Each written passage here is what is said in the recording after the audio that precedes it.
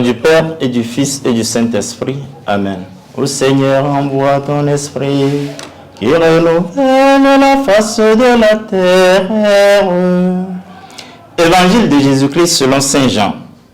En ce temps-là, les yeux levés au ciel, Jésus priait ainsi. Père Saint, garde mes disciples unis en ton nom, le nom que tu m'as donné, pour qu'ils soient un, comme nous sommes un.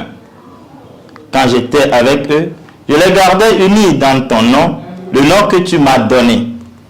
J'ai veillé sur eux, et aucun ne s'est perdu, sauf celui qui s'en va à sa perte, de sorte que l'écriture soit accomplie. Et maintenant que je viens à toi, je parle ainsi dans le monde, pour qu'ils aient en eux ma joie, et qu'ils soient comblés. Moi, je leur ai donné ta parole, et le monde les a pris en haine, parce qu'ils n'appartiennent pas au monde, de même que moi, je n'appartiens pas au monde. Je ne prie pas pour que tu les retires du monde, mais pour que tu les gardes du mauvais. Ils n'appartiennent pas au monde, de même que moi, je n'appartiens pas au monde. Sanctifie-les dans la vérité. Ta parole est vérité. De même que tu m'as envoyé dans le monde, moi aussi, je les ai envoyés dans le monde. Et pour eux, je me sanctifie moi-même, afin qu'ils soient, eux aussi, sanctifiés dans la vérité. Acclamons la parole de Dieu. Louange à toi, Seigneur Jésus. Nous sommes au mercredi 4 juin 2025, dans la 7e semaine pascale. Dans l'évangile que nous venons d'entendre, Jean présente la dernière session de la grande prière de Jésus, dite sacerdotale, avant son arrestation. Dans cette partie, Jésus prie pour l'unité de ses disciples, leur consécration à la vérité en vue de leur sanctification. Il est intéressant de voir un Dieu qui se fait l'un de nous et, dans son amour infini, prie, supplie pour son peuple, ses disciples.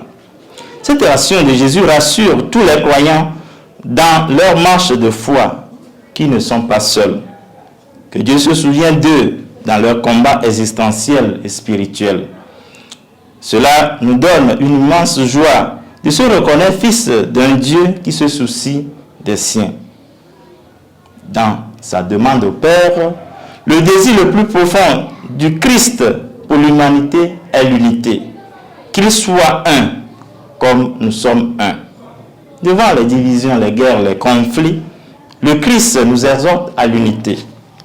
En réalisant l'unité et la paix dans le monde, le vœu du Christ sera exaucé. L'humanité sera comblée de la grande joie promise par le Seigneur. Insérés dans le monde pour le transformer de l'intérieur, les chrétiens ne sont pas du monde. Nous sommes invités aujourd'hui à chercher l'unité, à cultiver les valeurs de la paix et de la vérité pour faire rayonner le Christ dans nos vies. Pour arriver à cette unité, cette harmonie voulue par le Christ dans sa prière, il faut l'effort de chacun pour vivre en communion avec les autres au sein de l'Église, de nos familles, dans les services, bref, partout où nous serons. L'unité est à la fois un don de Dieu et le fruit d'un travail humain, d'écoute, de pardon et de sacrifice personnel. Que Dieu nous aide à l'implémenter dans notre vie, aujourd'hui et pour les siècles des siècles. Amen. Au nom du Père et du Fils et du Saint-Esprit.